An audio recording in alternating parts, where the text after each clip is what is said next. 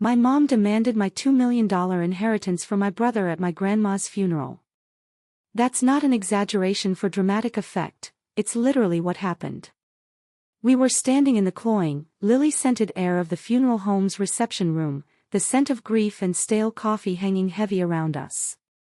My grandmother, the one person in the world who had ever truly seen me, was in a casket 30 feet away, and my mother, Brenda, chose that moment to dismantle the last piece of my heart.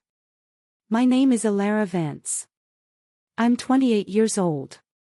To my family, I am the quiet, unremarkable daughter.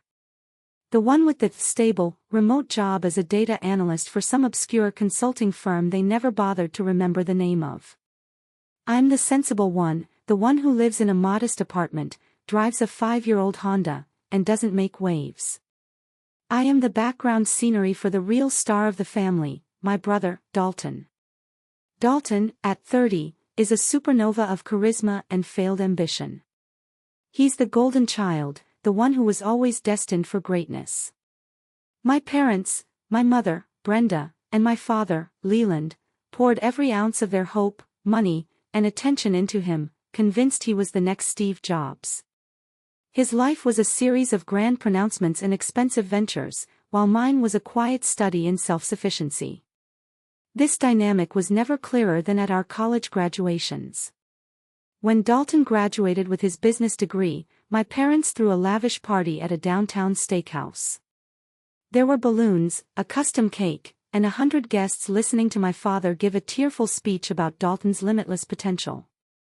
6 months later, when I graduated with honors in economics, my celebration was a Tuesday night dinner at Applebee's. My mother patted my hand condescendingly across the sticky table.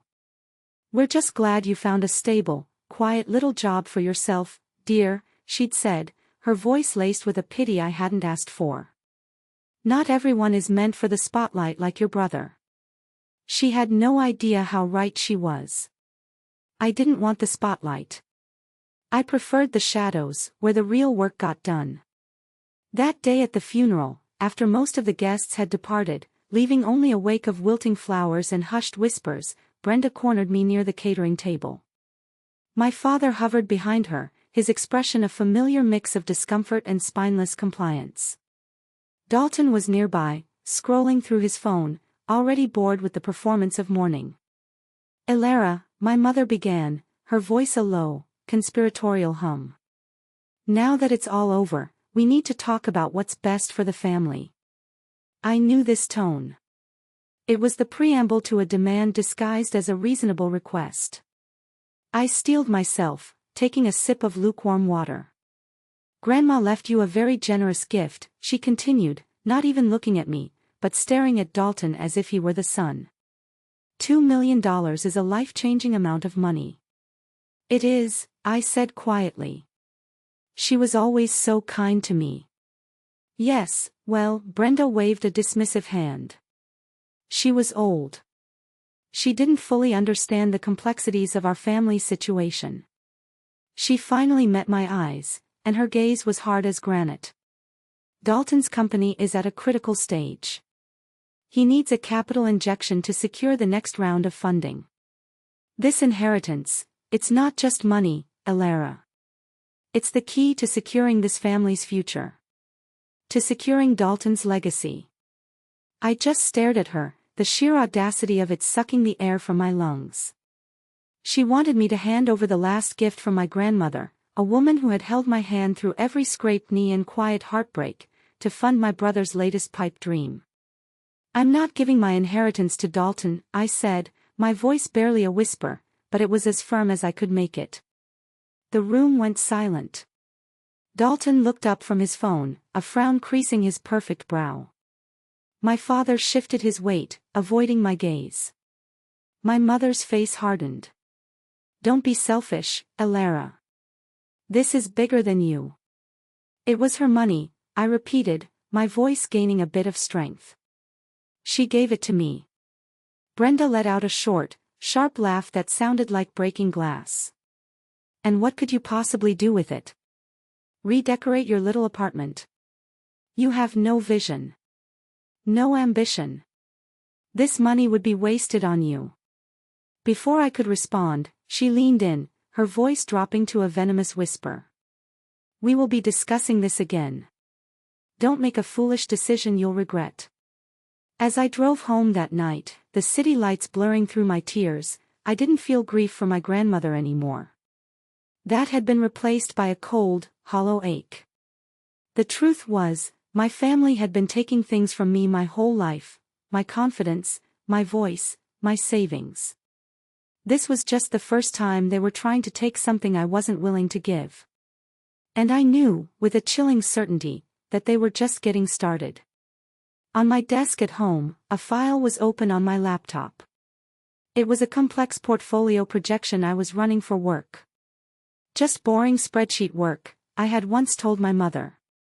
She had no idea those boring spreadsheets were about to become her worst nightmare. Driving away from the funeral home, my mind wasn't on the present.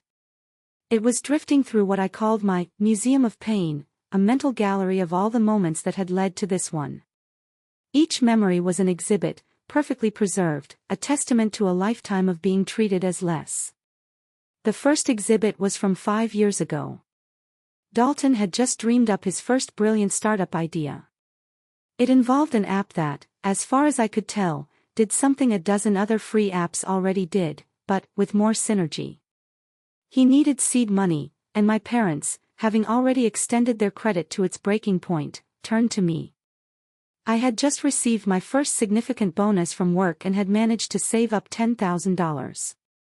It's an investment in your brother, Alara, my mother had chirped over the phone, her voice bright with manufactured enthusiasm. You'll get it all back, with interest, once he's a millionaire.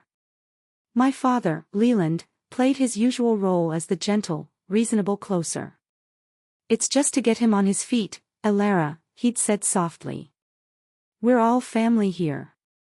We have to support each other. So I did it. I transferred the money, my entire safety net, into Dalton's account. The company folded in 8 months. The loan was never mentioned again. When I finally worked up the courage to ask about it a year later, Brenda had looked at me as if I'd grown a second head. My God, Alara, are you really going to hold that over your brother's head? He's under so much pressure. Have a little compassion. The second exhibit was more recent. It was a phone call from a few months ago. I just moved into my new apartment, a small but cozy one-bedroom I was incredibly proud of. I sent my mom a few pictures. Her response was a sigh. Oh, it's nice, dear.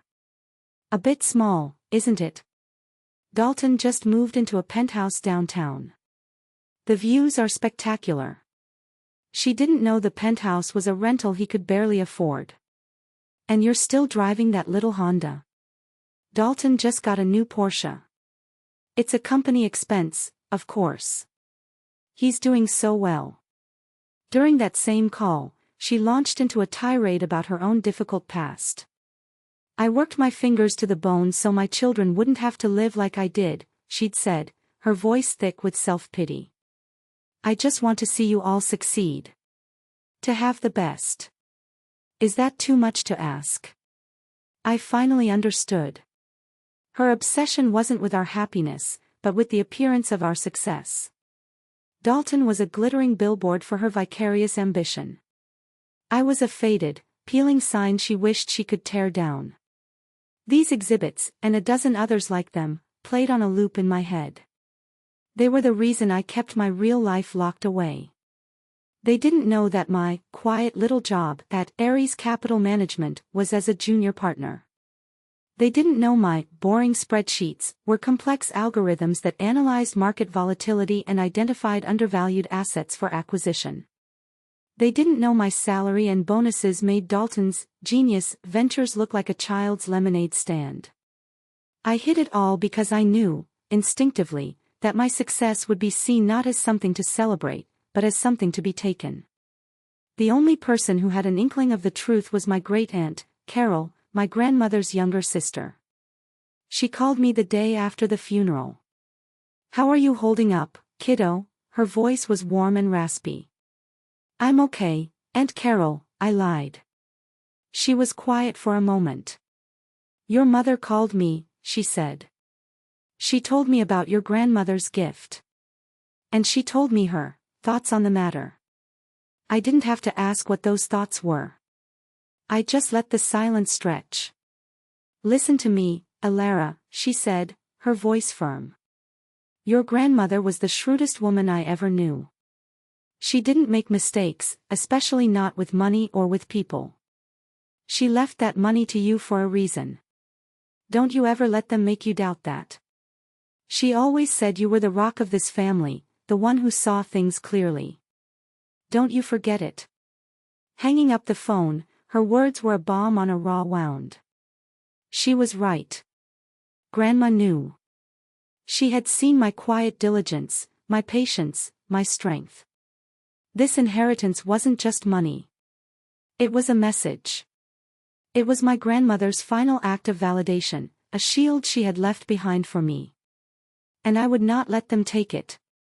The days following the funeral were filled with a tense, suffocating silence. My mother's threat, "We will be discussing this again," hung in the air between us like unspoken thunder. I ignored her calls, responding only to texts with brief, non-committal answers. I was buying time, but I knew the storm was coming. My work was my sanctuary. At Ares Capital, I wasn't the quiet daughter or the unambitious sister. I was Ms. Vance, a partner whose analyses were sharp and whose instincts were trusted. I was leading a due diligence team on a new acquisition target, a small, regional bank that had over-leveraged itself on commercial loans. The work was complex and all-consuming, a welcome distraction from the drama brewing at home. The storm finally broke on a Thursday evening. My mother called, her voice dripping with a false, sugary sweetness that set my teeth on edge. Alara, honey, we haven't talked properly. Your father and I were thinking, why don't you come over for dinner on Saturday? Just the four of us. We can talk things through, peacefully. I don't know, Mom, I said, my stomach twisting. I don't think there's much to talk about. Nonsense, she chirped. It's important. We're family. We need to resolve this. 7 o'clock. Don't be late. She hung up before I could refuse again. I knew it was a trap. A peaceful dinner was just another word for an ambush. For a moment, I considered just not showing up. Disappearing. But Aunt Carol's words echoed in my mind. She left it to you for a reason. Running away wasn't honoring that reason. Facing them was. My mind started working, not with emotion, but with the cool, detached logic I used at work. I analyzed the threat, assessed the opposing players, and began to formulate a strategy. My entire life, they had set the rules of engagement. This time, I would bring my own. I spent the next day preparing. I made a phone call to my boss and mentor, Marcus Thorne, the managing partner of Ares Capital. Marcus was a formidable man in his mid-40s who valued results above all else. He'd taken me under his wing when I was just a junior analyst, recognizing a hunger and a mind for numbers that few possessed. Marcus, I said, keeping my voice steady. I have a personal matter I need to attend to on Saturday evening. It may become contentious. I might need your assistance, not as my boss, but as a witness and an advisor. I gave him the bare-bones version. He listened without interruption. When I was done, he was quiet for a moment. Family can be the most ruthless of business partners, he said, his voice devoid of pity, only understanding. Of course. What's the protocol? I'm not sure what they have planned, I admitted. But I suspect it will be an attempt to pressure me into signing something. Could you be on standby? There's a cafe, the Daily Grind, 5 minutes from their house. I'll text you if I need you. I'll be there, he said simply. Text me the address. And Alara. Don't let them rattle you. You're smarter than all of them combined. Hanging up, I felt a sliver of control return. They thought they were dealing with the meek, quiet daughter. They had no idea they were about to go up against a partner at Ares Capital. And we never, ever went into a negotiation unprepared. My grandmother's inheritance wasn't just a gift anymore. It had become my war chest. And I was finally ready to go to battle. On Saturday evening, I drove to my parents' house, a knot of dread and determination tightening in my gut. The house I grew up in, once a place of comfort, now felt like enemy territory. I parked my modest Honda behind Dalton's gleaming Porsche, a perfect metaphor for our entire lives. I walked in, and the trap was immediately sprung. There was no smell of roasting chicken, no table set for dinner. The living room had been rearranged into a makeshift boardroom. My mother, father, and Dalton were seated on the main sofa, their faces grim and united. And sitting opposite them, in my father's armchair, was a man in a crisp suit holding a leather briefcase. Mr. Henderson, my parents' lawyer. "Elara, thank you for coming," my mother said, her voice cold and formal.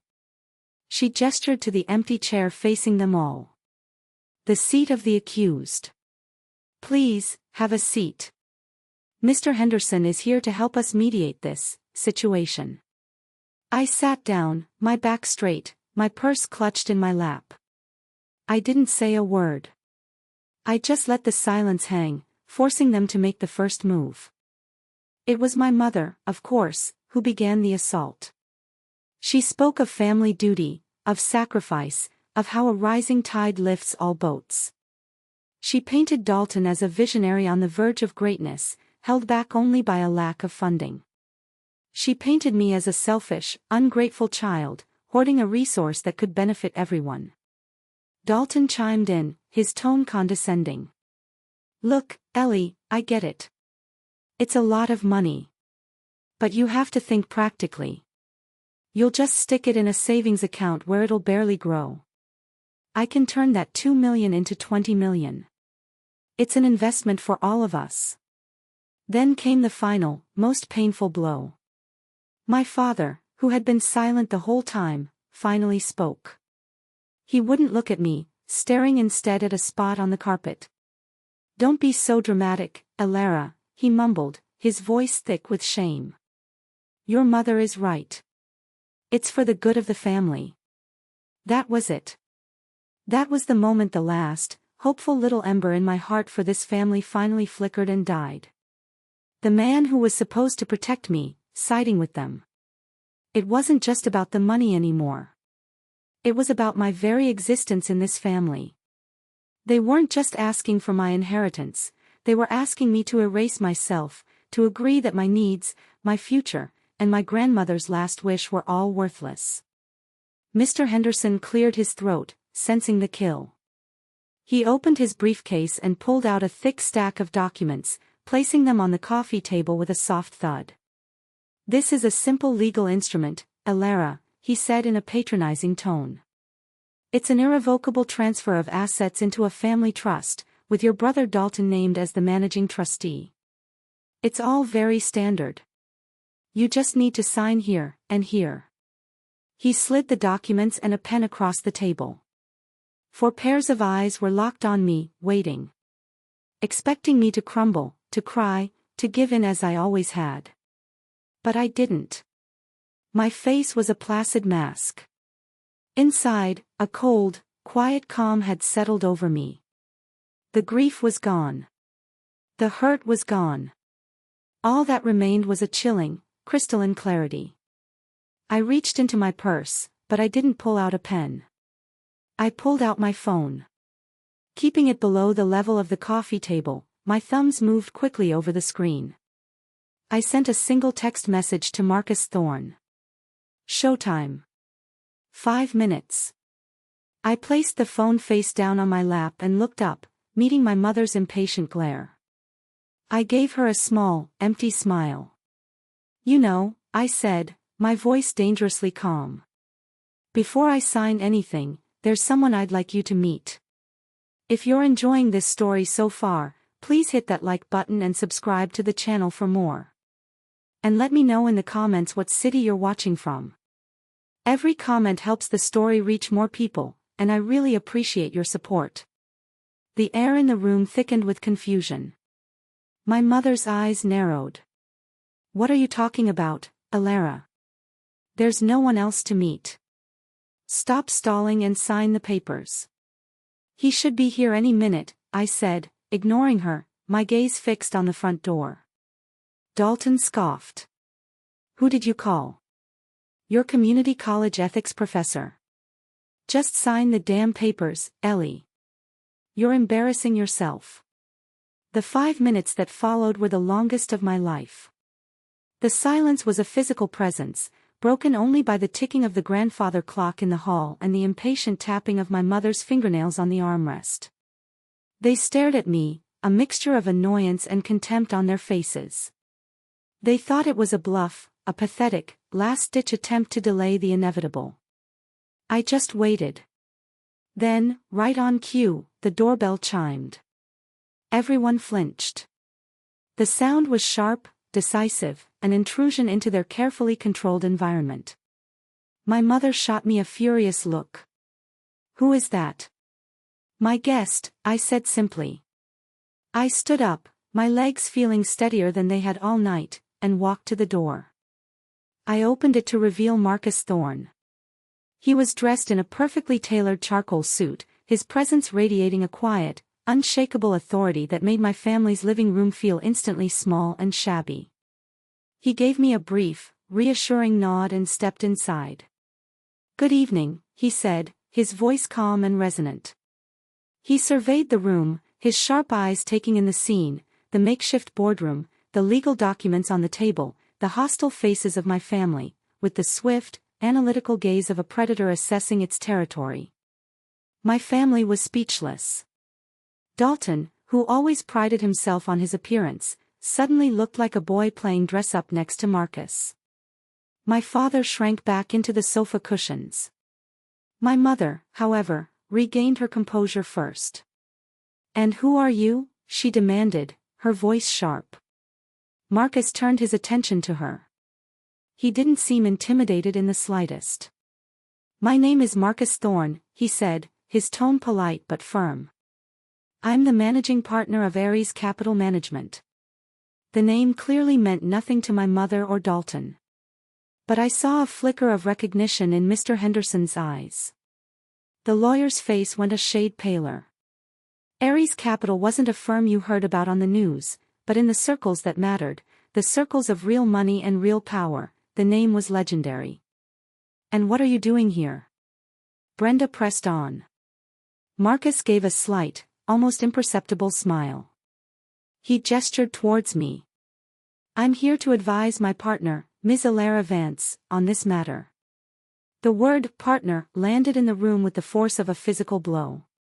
Dalton let out a short, disbelieving laugh. Partner? Ellie. She pushes spreadsheets around for a living.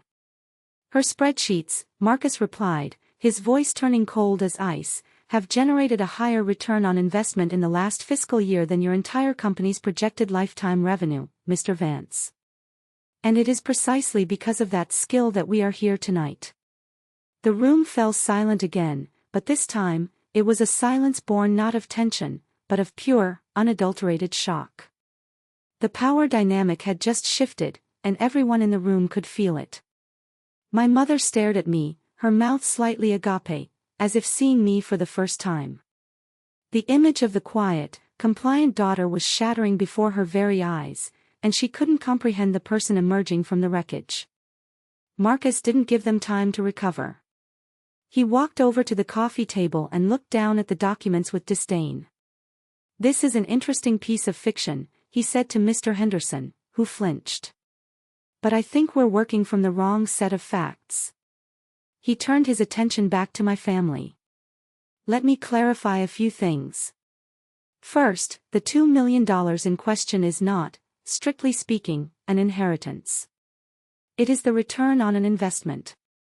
He paused, letting the words sink in. Years ago, Ms. Vance's grandmother, a very wise woman, gave her $50,000 in seed money. Over the past decade, using her boring spreadsheet work, as you so eloquently put it, Ms. Vance has been managing that money, growing it through a series of brilliant, strategic investments into the portfolio it is today. This money isn't a gift she was given, it's a fortune she earned. Dalton's face was a mask of disbelief. That's impossible. Is it? Marcus countered, his gaze sharp. Or is it just impossible for you to imagine your sister being more competent than you? Before Dalton could sputter a response, Marcus's tone shifted, becoming even more clinical and detached. Speaking of investments, he said, placing his own sleek, black leather briefcase on the table and opening it with a soft click. Ares Capital has a policy of diversifying its portfolio. We look for undervalued assets with potential for restructuring. Our latest acquisition, which we finalized last Tuesday, was a small regional bank, Northwood Community Bank. He pulled out a thick, bound folder. The name of the bank printed on the front seemed to suck all the remaining color from my mother's face. It was their local bank. The one they'd used for decades. In the course of our due diligence, Marcus continued, his voice relentless, we review the bank's entire loan portfolio. And we found a few accounts of particular interest. He opened the folder.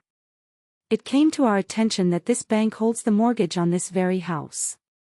A mortgage which, I'm afraid, is 3 months delinquent. He then pulled out another document. It also holds a 7-figure business loan for a shell corporation named Dalton Tech Innovations, a loan which is currently in default. He neatly stacked the papers and slid them across the table, stopping them right in front of my mother. They were official notices, stamped and signed. Foreclosure and asset seizure.